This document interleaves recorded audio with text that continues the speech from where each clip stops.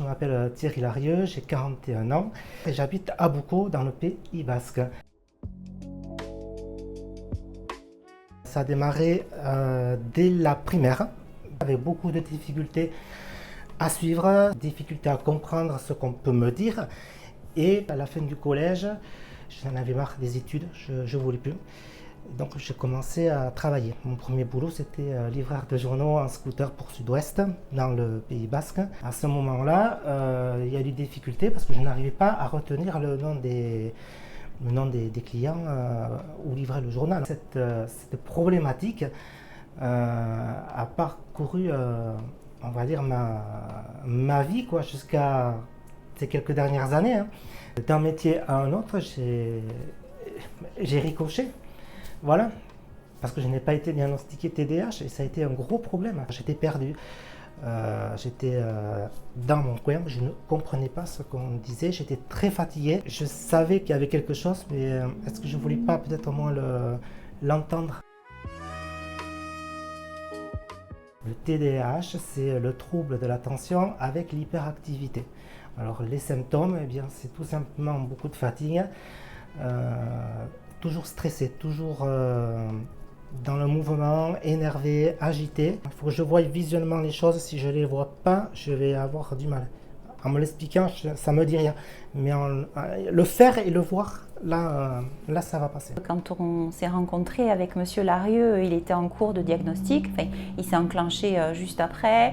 Donc, il a fallu du temps pour que déjà il accepte ce diagnostic et qu'il trouve les explications liées à tout son parcours antérieur. Donc, on a pris un petit peu de temps pour accepter ça et comprendre les impacts réels en fait de ce trouble-là sur son quotidien et sur ses échecs scolaires, professionnels, voilà. Je suis passionné de radio depuis l'adolescence. J'ai frappé à la porte d'une radio associative en demandant une demande d'immersion en entreprise sur 15 jours. Pendant cette immersion, il y a eu quand même des difficultés. Au bout de 15 jours de stage, je me suis dit je vais quand même lui en parler. Il voyait qu'il y avait quelque chose qui n'allait pas en fait, hein, mais il ne pensait pas que c'était ça en fait. Il pensait que je m'en fichais un petit peu de ce qu'il me disait. Et non, ce n'est pas du tout ça, quoi. Et puis après, je suis revenu à la radio, parce qu'après ces 15 jours d'immersion, ils m'ont gardé avec eux. Et au fur et à mesure, j'ai commencé à avoir ma première émission musicale, que j'animais tout seul en direct. Et au fil du temps que j'ai eu le traitement, on voyait, eux aussi, ils ont vu qu'il y avait un changement, que c'était un autre Thierry qui était derrière le micro. Hein, c'était le jour et la nuit. Il y a à peu près maintenant un an à peu près, je vois ma conseillère, je lui annonce, écoutez, j'ai pris une décision radicale, je voudrais créer ma web radio. Dans ce projet de web radio, et il a été très autonome, hein, et quand il est arrivé presque à la fin, j'ai mis en place l'accompagnement tel GECOP.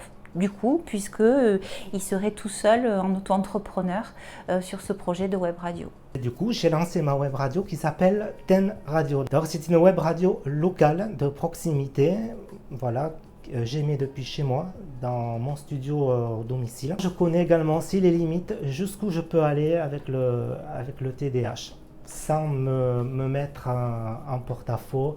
Et aujourd'hui, je m'épanouis à ce que je fais.